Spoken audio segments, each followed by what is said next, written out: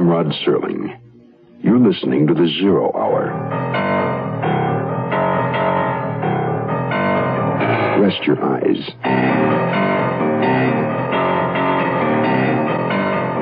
Exercise your imagination. Today, Keith Walker's frightening voyage into the past. Lost in time. Starring Joe Cavanagh. In a Mutual Broadcasting System presentation of The Zero Hour.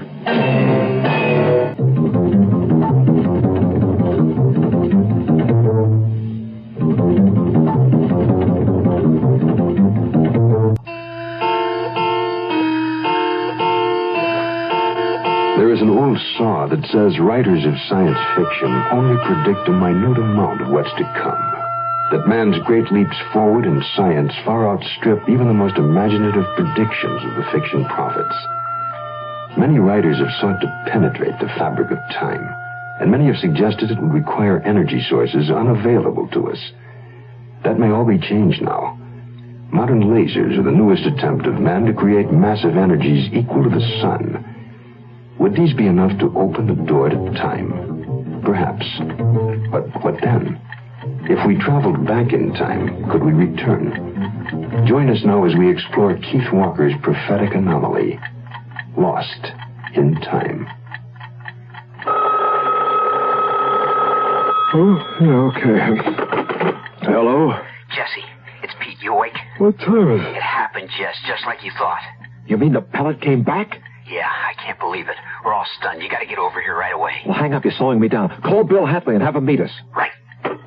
We got it. I can't believe it. Jesse Latham. Okay, Elmore Latham, this had better be important, or you... Bill, it's the biggest thing to happen in science since Edison yelled into his light bulb. Pete, forget the jokes. Bill, let me show you what we think we've got. Now, you know we've been working on a form of laser fusion, and that it's our theory when you compress a pellet of neutronium to less than 1/5000th its original size, you then get an incredible release of energy for a short period of time. Dr. Latham, I'm only the money guy for this institute, not its chief scientist. Why tell me? Because we wanted you to understand what we think we've got. Come on, Bill. You could see a touch coming 5 miles away. Oh, you know me so well. Okay, Pete and I have been experimenting with an anomaly we've noticed in the progress. 3 days ago, we reset the glass lenses that control the beam. We used the computer to figure the angles of all 32 of them. It fed us erroneous information. Oh, wait a minute. What do you mean erroneous information? You set the program a long time ago. How could it give you new figures? Bill, when we set the angles, the computer figures in a couple of necessary variables, such as humidity and room temperature. I see. Go on. So that was the day the air conditioning had broken down. Ah, Sylvia, come in. Morning. Jesse? Bill? I'm glad you came, Sil. I was filling Bill on the experiment. Now, when the air conditioning broke down, the humidity had climbed that day more than we allowed for in our calculations. It changed the curvature of the laser lenses just enough so that when we fired our burst, the deflection of the beam was infinitesimally off target. But it was enough. Enough for Here's what happened. In the burst chamber, the pellet we were using disappeared. But how could that be? Wait a minute. Does that mean you managed to convert it into pure energy? Well, that was our first thought. But then Pete remembered something that sent chills up our backs. Pete? Right. 3 days before that experiment, I noticed that we had an extra pellet in the inventory. When I went to get Jess and show him, it somehow disappeared. You mean it was there and then it wasn't there? Right. Took about 5 minutes to get Jess, and when we looked again, it was gone. The pellet we used in the experiment disappeared, too, but it returned also. The mind blower is that it was gone exactly 5 minutes. Good. If I'm listening right, what you're saying is that somehow the two incidents are related. Right. Then yesterday, another pellet, how shall I put it, arrived. Yes, arrived. Stayed a minute and then vanished again. That's when I almost had a stroke. It scared me to death. Tonight I had Pete run another burst with the identical lens alignments. The pellet disappeared for a minute and then reappeared. Exactly the same as in the first experiment. Bill, we can send something material back in time. Has anything else shown up in duplicate? No. But all that means is we've changed our line of experimentation, or will change, depending on how you look at it. All right. What can I do? I want you to convince the board to allocate money for us to build a system 10 times as large. 10 times? What do you plan to do? Simple, Bill. We plan to send a man back in time.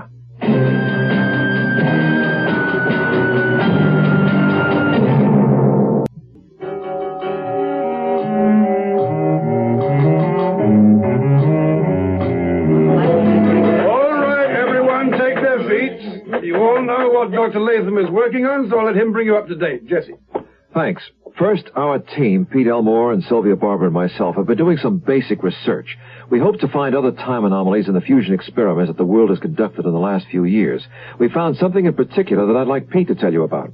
All of us remember the first hydrogen fusion bomb that the U.S. exploded in Anahuac. Something happened that was kept a deep, dark secret by the Navy. It seems that a month before the blast, a cruiser patrolling the area recovered the body of a fisherman floating in the restricted waters.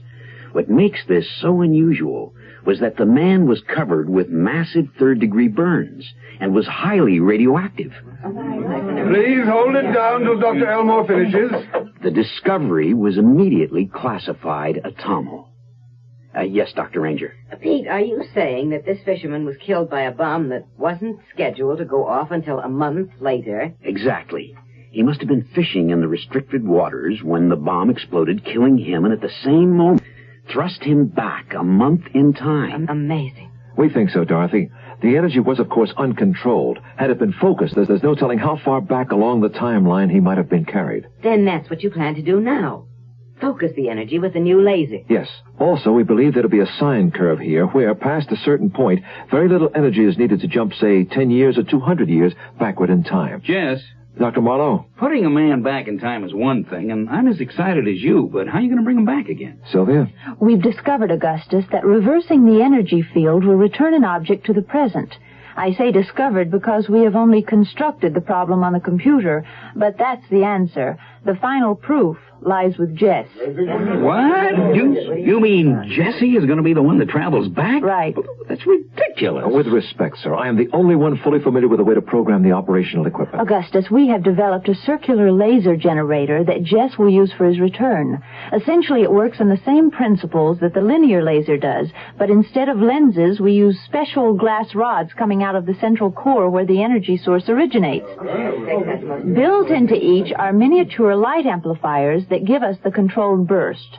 The whole unit is the size of a travel bag and has the advantage of being calibrated to return our man to this time angle. Wait a minute there. I don't much like the sound of that. What's a time angle? That's the problem, Augustus. We believe that we can use the machine to send us back in time to within a decade of target. Well, it sounds like using a shotgun to shoot down a barn. True, but at this stage of the discovery, that still is a major achievement. Well, still, that time angle you talk of, that means when you return, it would be any time in the next 10 years. No. Again, I refer to the pellets. They both return to this moment in time. That is the moment we're living at now. We believe that when I activate the return, it will be to come back to this moment. If I stay away an hour, actually I plan for that on the first try, then 1 hour after departure I will return. At least we hope so. All right, before we wrap this up, anybody got any last questions? Yes, I'm aware that you've moved the apparatus to a building in Manhattan. Why? We chose that building because it was built in 1880. It is essentially unchanged now, and that's our target decade. 1880. Oh, All right, amazing. okay, everybody, that's it. We'll keep you informed. Jess, best of luck. What time do you go? Tomorrow night, 10 p.m.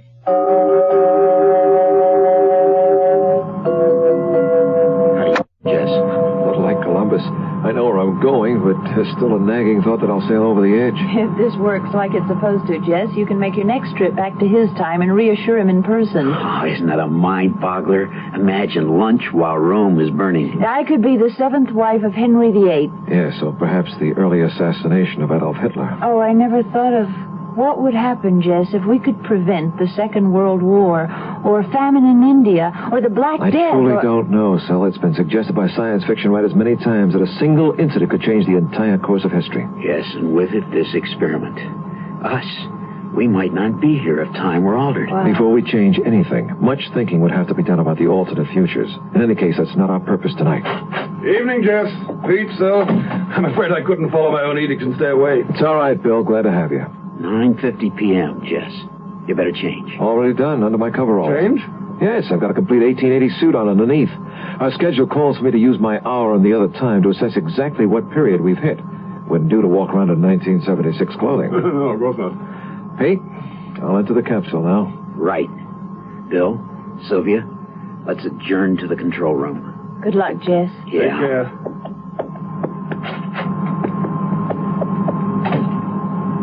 Can you hear me, Jess? Roger. I'm ready. The portable generator is within the field. Stand by. I'm coming to full power. Now. 10 seconds to burst power. 8, 7, 6.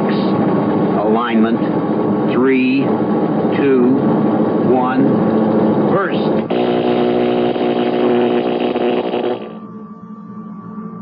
My heavens. I don't know what to say. Amazing, Pete. 1 minute he's sitting there, and the next he's... The next, he's 80 or 90 years into yesterday.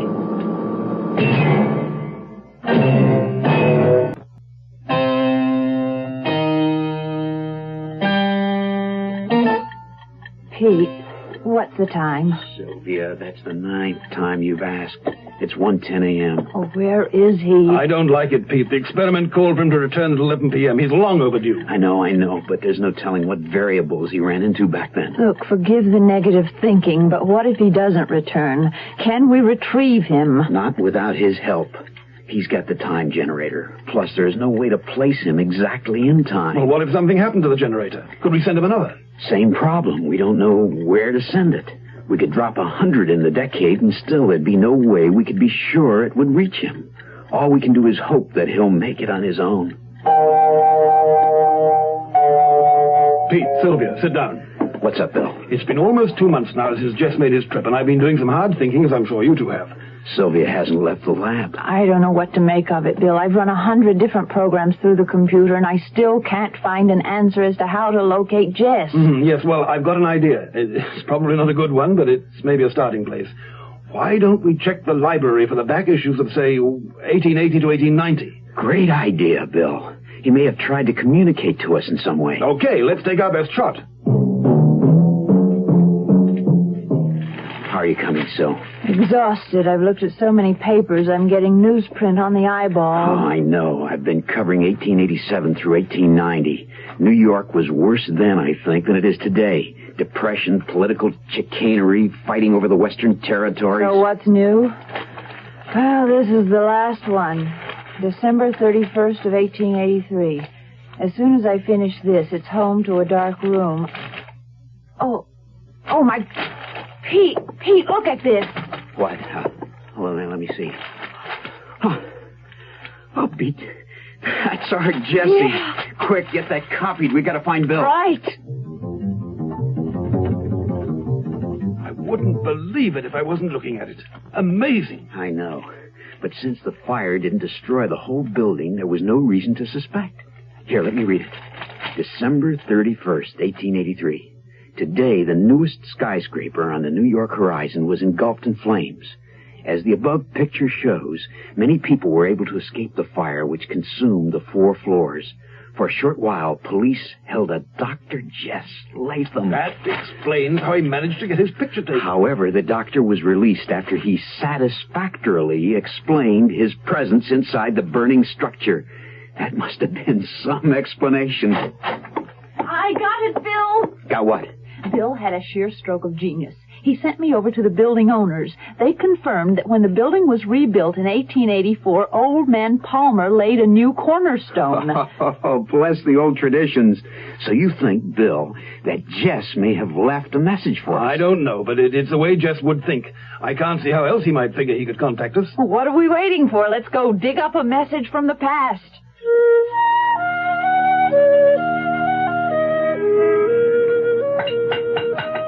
You sure this okay, Mr. Hatley? I'm sure, Mr. Hunt. Please continue. Sir, there's some sort of hollow plates inside, enlarged opening. Okay, sir, I feel something inside, a metal box. Pull it out, please.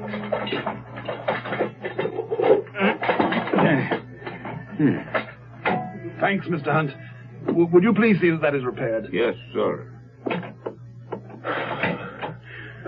I'm almost afraid to open it. I'm not here. Let me. It is hard to believe we are looking 91 years into the past.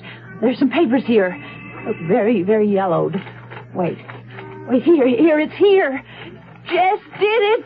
Let me see. That's terrific. Bill, You read it. I'm too nervous. Yes. To my dearest colleagues, if you are reading this, it means you know most of the story.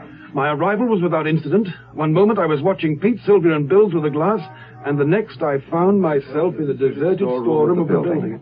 What we fail to take into consideration is that the mass of heat generated by the laser reached this end. Before I could do anything, the room was on fire, and I had to abandon the time generator. So now I am trapped down time.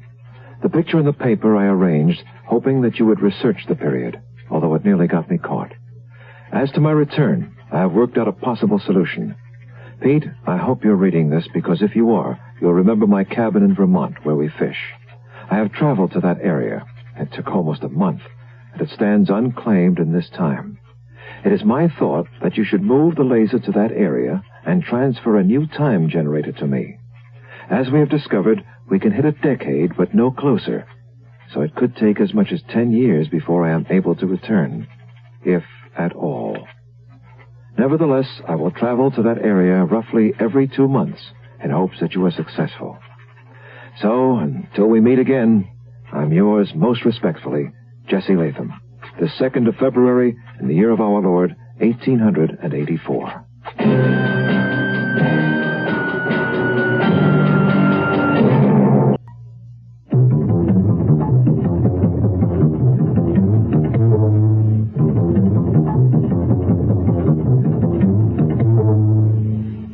Serling. Close your eyes, exercise your imagination, and join us again on our next presentation of The Zero Hour. Lost in Time is an original radio drama written by Keith Walker. Joe Campanella was heard as Jesse Latham. Featured in the cast, Charles Aitman, Peggy Walton, Richard Peel, Alice Reinhart, and Herb Vigran. Zero Hour, created by J.M. Cullis, directed by Don Hills, is produced in Hollywood for the Mutual Broadcasting System by Radio Productions Incorporated. Music composed and conducted by Stanley D. Hoffman, Roselle Sherman, associate producer. This has been a presentation of the Mutual Broadcasting System.